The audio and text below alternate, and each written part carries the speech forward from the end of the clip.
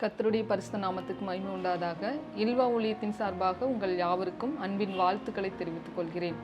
பொதுவாக பார்த்தீங்கன்னா வாழ்க்கையில் ஜெயிக்கிறவங்கள எல்லாருக்குமே ரொம்ப பிடிக்கும். அதுலேயும் நண்பர்களோ அம்மா அப்பாவோ இப்படி யாருடைய சப்போர்ட்டுமே இல்லாமல் சொந்த பலத்தினால ஜெயிச்சு வரவங்கள நம்ம சில நேரங்களில் ரோல் மாடலாகவும் எடுத்துக்குவோம், கொண்டாடவும் செய்வோம். ஆனால் வேத வசனம் இதற்கு மாறாக சொல்லுகிறது. சங்கீதங்களின் புஸ்தகம் 147 10வது வசனம் சொல்லுகிறது, அவர் குதிரையின் பலத்தில் பிரியமாயிரார், வீரனுடைய கால்களில் பிரியப்படார். குதிரைக்கு பலனை கொடுத்தது கர்த்தர் தாங்க.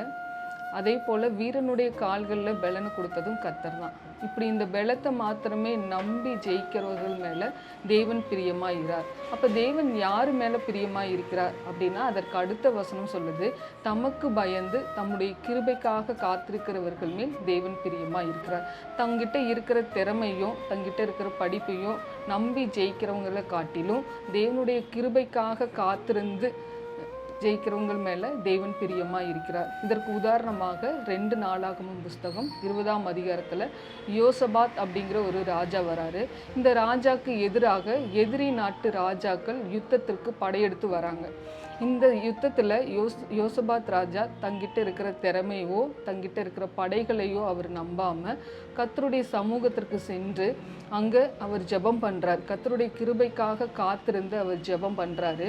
இந்த ஏராளமான ஜனங்களுக்கு முன்பாக நின்று யுத்தம் பண்ணுறதுக்கு என்கிட்ட பலன் இல்லை, நான் என்ன செய்வேன்னு எனக்கு தெரியலன்னு சொல்லி அவர் ஜெபம் பண்ணும்போது கர்த்தர் அவருக்கு ஒரு பதில் தரார். இந்த யுத்தம் உன்னுடையது இல்லை, என்னுடையது அப்படின்னு அவர் ஒரு பதில் தரார். இந்த பதிலுக்கு அப்புறம் யோசபாத் ராஜா யுத்தத்திற்கு செல்றாரு. யுத்த வீரர்களுக்கு முன்பாக அவர் துதி செய்கிற பாடகர்களை அவர் நிறுத்துறாரு. இந்த பாடகர்கள் கர்த்தர் நல்லவர், அவர் கிருபை என்றும் உள்ளதென்று பாடத் தொடங்குறாங்க. பாடத் தொடங்கின போது எதிரிகள் ஒருவருக்கொருவர் அவங்களுக்குள்ளேயே வெட்டிட்டு மடிந்து போயிடுறாங்க.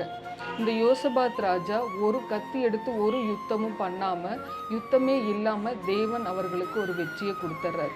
அது மாத்திரமில்ல, வாழ்க்கை முழுவதும் எந்த ஒரு யுத்தமுமே இல்லாமல் சமாதானம் உள்ள வாழ்க்கை வாழ தேவன் அவர்களுக்கு கிருபை செய்தார்.